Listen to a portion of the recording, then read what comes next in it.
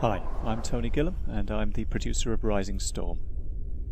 Rising Storm is a standalone expansion for Red Orchestra 2 Heroes of Stalingrad.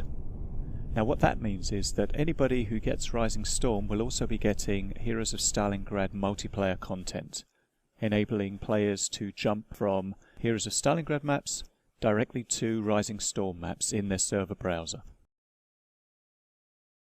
So let's go ahead now and take a look at some of Rising Storm's maps and also at some of the features which Rising Storm is going to be bringing and adding to the Red Orchestra 2 experience. So let's take a look at the first map, which is Saipan. Here we can see members of the 4th Marines landing on the beach at Charankanoa.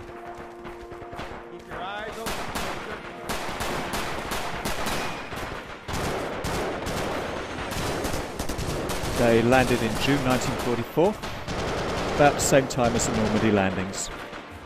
In the background there you can see the sugar mill, which is one of the final objectives for the US forces. As you can see, the Americans have got quite a lot of automatic and semi-automatic weapons there.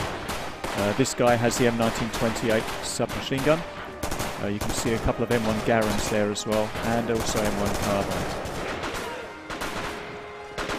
This gives us one of the big design challenges for Rising Storm.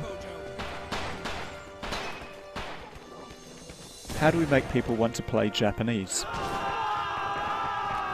As you can see here, spawning as Japanese inside the sugar mill, this guy's a rifleman, and most of the Japanese soldiers are. So if you like playing rifles, then Japanese is a great side to choose. But we've also added some other features to make people want to play Japanese, to make it fun for them. And in just a few moments we're going to see the first of these features. Okay, he's moving out now into the depot in front of the sugar mill.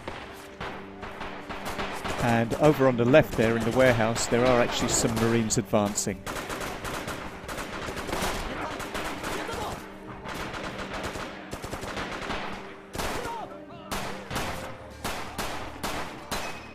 What we're seeing here is Japanese rifleman planting his grenades as booby traps. He's using the percussion cap on the end of the grenades to trigger it. And in just a few moments we'll see what happens, although I think you can probably guess.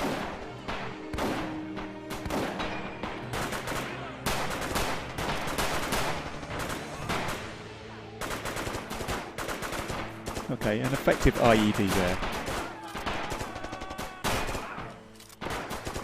Okay, as you can see, this is mostly an urban environment. The next map that we're going to look at is a more traditional kind of desert island environment. So here we are on Betio, which is a more traditional kind of desert island environment. It's very sunny. You can see a lot of damage done by the pre-invasion bombardment. And again, we're spawning as Marines. This time it's the US 2nd Marines. The enemy this time isn't the Imperial Japanese Army, it's actually the Special Naval Landing Forces, the SNLF, which are basically the Japanese Marines. So what we have here is a Marine versus Marine engagement.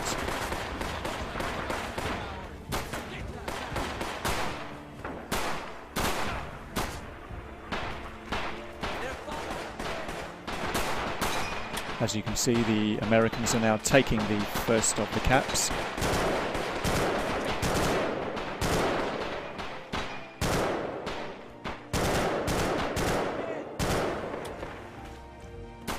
And now they're going to be pushing on towards the next cap. This is a very small island, so in fact the playable area covers most of the island.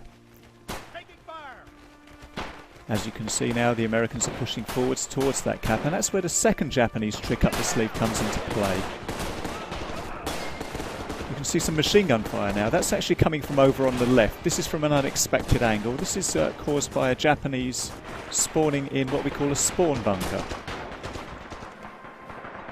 The spawn bunker is a randomly appearing spawn location which will be activated when the Americans take an objective.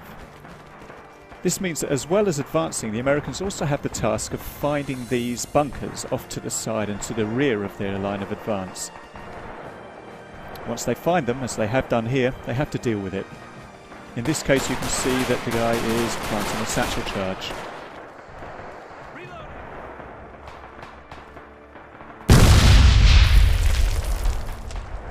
Okay, so that's a spawn bunker which is no longer going to be useful for the Japanese. It's been cleared out. Moving on now, we can see that the Japanese are now being pushed right back towards the end of the island, and that's where another special Japanese feature comes into play, the Banzai Charge. Now the Banzai Charge is triggered when a group of Japanese infantrymen melee charge together. It has an effect on the enemy. It suppresses the enemy, making them harder to hit. It also increases the stamina of the Japanese and means that they're less easily suppressed themselves. Generally, they're just badasses. Let's move on now to the next map, Hanto, in which the Japanese forces are crossing the Hanto River in New Guinea. Here we have the Imperial Japanese Army attacking positions held by the US Army. And just across the river there we have some entrenchments with heavy machine guns dug in. This is slowing down the Japanese assault quite seriously, so the commander has just called in some artillery. As you can see, there are some suppression effects from the heavy machine guns here. Let's see what effect the artillery has on the defences.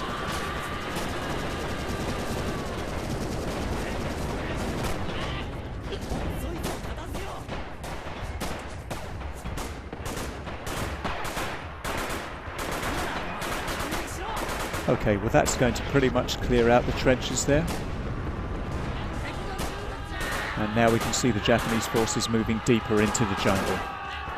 One of the things you'll notice is that there is a lot of vegetation here. There's a lot of foliage, and basically every bush could have an enemy hiding in it. This makes for some very tense gameplay. Okay, respawning now. You can see the commander. He's got the submachine gun. He's got the Type 100. This is a pretty rare weapon for the Japanese. Only certain classes will have it. But like all Japanese weapons, it does have the ability to have a bayonet attached to it.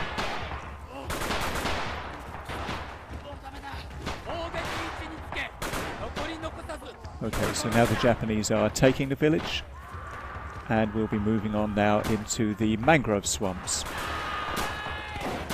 Here the swamp water is slowing down the Japanese a bit. It's making it a fairly arduous advance for them.